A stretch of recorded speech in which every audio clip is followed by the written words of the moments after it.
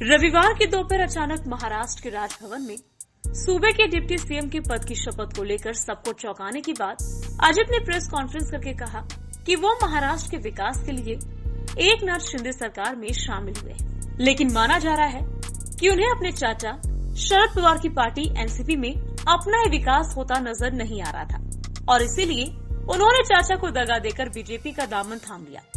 इस वीडियो में हम आपको बताएंगे कि अजित पवार की बगावत की वो इनसाइड स्टोरी जिसने न सिर्फ महाराष्ट्र बल्कि देश की राजनीति पर भी गहरा असर डाल दिया है।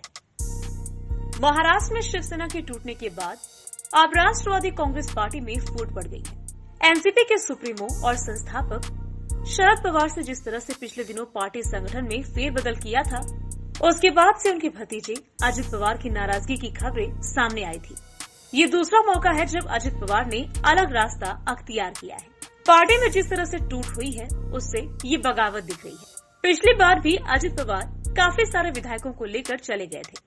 अजित पवार और विधायकों को वापस लाने के लिए शरद पवार को जोर आजमाइश करनी पड़ी थी। मुश्किल से गुरुग्राम तक गए विधायक पार्टी में लौटे थे।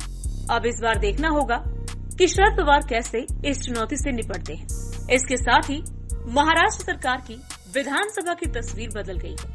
सुबह में जो अजित पवार विधानसभा में विपक्ष के नेता थे, वे अब महाराष्ट्र के डिप्टी सीएम हैं। सुबह से शाम के बीच के इस पूरे घटनाक्रम की जड़ें गहरी हैं। अजित पवार के एनसीपी छोड़ बीजेपी में शामिल होने की भी चर्चा थी, लेकिन उन्होंने ये साफ किया था कि वे अंतिम दम तक एनसीपी में ही रहेंगे। ऐसे में सवाल ये है कि ऐसा क्या हुआ कि अजित ने अपने चाचा शरद पवार के खिलाफ बगावत का बिगुल फूंक दिया। एनसीपी के स्थापना दिवस पर शरद पवार ने अपनी बेटी सुप्रिया सुले और प्रफुल्ल पटेल को कार्यकारी अध्यक्ष बनाने का ऐलान किया, जिसके बाद चिंगारी और भड़क गई। हालांकि अजित पवार ने सुप्रिया को कार्यकारी अध्यक्ष बनाए जाने को लेकर नाराजगी से इनकार किया था।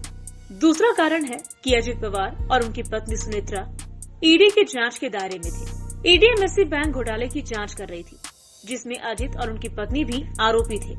हालांकि ईडी ने इस मामले में 2 महीने पहले ही चार्जशीट दायर की थी, जिसमें अजित और उनकी पत्नी का नाम नहीं था। तीसरा कारण ये भी बताया जा रहा है कि बिहार की राजधानी पटना में हुई विपक्षी एकता की बैठक में एनसीपी चीफ शरद पवार भी शामिल हुए थे। इस दौरान उन्होंने विपक्षी एकता बैठक में मंच साझा किया और राहुल गांधी के साथ सहयोग करने का फैसला किया। विधायकों का कहना है कि शरद पवार का एक तरफा फैसला था। इसी बात को लेकर अजित पवार के समर्थन वाले विधायक नाराज बताए जा रहे हैं। इन सब के बावजूद अब अजित पवार ने एक बार फिर पार्टी से बगावत करते हुए डिप्टी सीएम की शपथ ले ली है। अब आगे राजनीति में और क्या क्या नए ट्विस्ट होते हैं, ये तो वक्त ही बताएगा।